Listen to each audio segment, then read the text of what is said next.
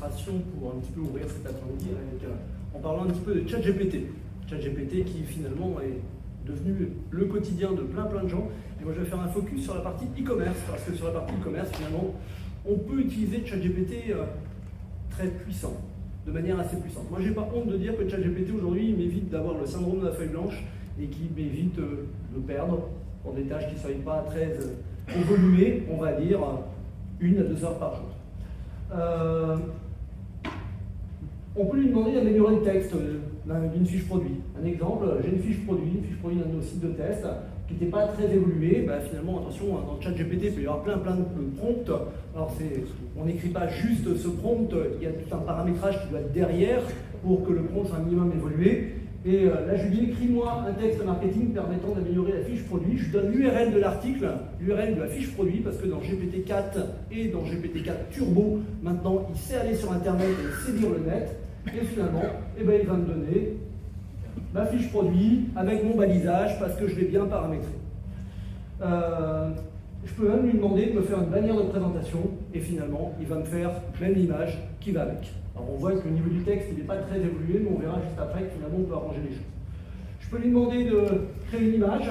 Par exemple, j'ai une page catégorie, j'ai un texte de présentation, mais ma bannière n'est pas belle. Je lui dis, crée-moi une bannière professionnelle qui pourrait imaginer ou qui pourrait documenter cette partie-là. Et finalement, il va lire tout seul. Il a vu qu'on parlait de bouteilles isothermes et il crée ma bannière avec les bouteilles isothermes. Je peux aller un peu plus loin, je peux lui dire, écoute, on va faire la méthode inversée. Maintenant, en GPT-4, on peut lui déposer des fichiers. Je peux lui dire, tiens, dans mon fichier, là, je vais déposer la photo d'un produit. Et je lui dis, maintenant, fais-moi la fiche produit à partir de cette photo de produit. Et à partir de la photo de produit, il va me sortir toute la fiche produit, finalement, qui aura été scrollée soit sur Internet, soit qui aura été construite à partir de son expérience. On peut aller encore un peu plus loin. On peut dire, finalement, il y a quelques jours, j'écrivais un article de blog sur le phénomène de la location entre particuliers, la location, finalement, aujourd'hui, on peut louer des articles de bricolage de tout et n'importe quoi.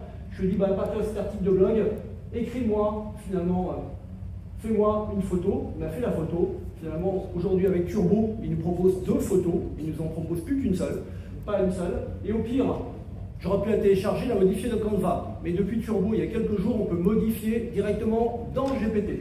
C'est-à-dire qu'il y a la petite fonction qui se trouve en haut, qui s'appelle Eraser, et qui permet de sélectionner une partie et lui dire, tu me dégages la robe de mariée, et au final, tu me mets plutôt du matériel de bureau. Il ne me recrée pas la photo, non, il me l'intervient en live directement dedans et me met du matériel de bureau.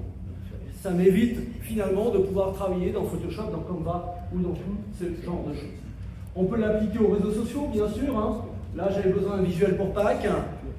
Pour un de nos clients, finalement, je lui ai demandé fais-moi un visuel pour Pâques avec des œufs de Pâques au milieu d'un PC. Voilà, j'avance un petit peu vite. Une chasse aux œufs, pareil. Alors, tout à l'heure, on aura un intervenant qui sera avocat, on parlera un petit peu du droit à l'image, parce que ces photos, elles sont sympas, mais un jour ou l'autre, ça va ressembler à quelqu'un. Et ça pose un autre problème. Bon, j'en parlerai avec l'avocat tout à l'heure, mais moi, ça m'interpelle. Dernier exemple, pour un client chocolatier, il y a quelques mois, où finalement, on réfléchissait sur des créations pour Pâques et pour les Jeux Olympiques de Paris 2024. Il me dit, j'ai pas d'idée. Je vais demander à ChatGPT. Alors, il ne va pas me créer un chocolat de Pâques. Si. On lui a écrit un prompt, fais-moi une proposition d'œuf de Pâques en chocolat sur le thème des Jeux Olympiques de Paris 2024. J'ai une photo réaliste qui me donne envie de craquer pour cet œuf en chocolat irrésistible pour les amateurs de chocolat. Et il m'a fait la création d'œuf de Pâques. Je lui ai dit, finalement, j'aimerais bien l'avoir en 3 chocolats. Il me l'a fait en 3 chocolats. Finalement, je lui ai demandé, surtout, n'utilise pas le logo de Paris 2024, vu que c'est une marque déposée, mais fais-moi en rapport avec Paris, il m'a mis une tour Eiffel, il m'a mis ce genre de choses. On pourrait aller même encore plus loin, avec finalement, pareil, ces créations qui sont très, très, très évoluées. Ça pose des questions, mais une chose est sûre, c'est que c'est la réalité, et ChatGPT, demain, ça doit vous interpeller. Voilà.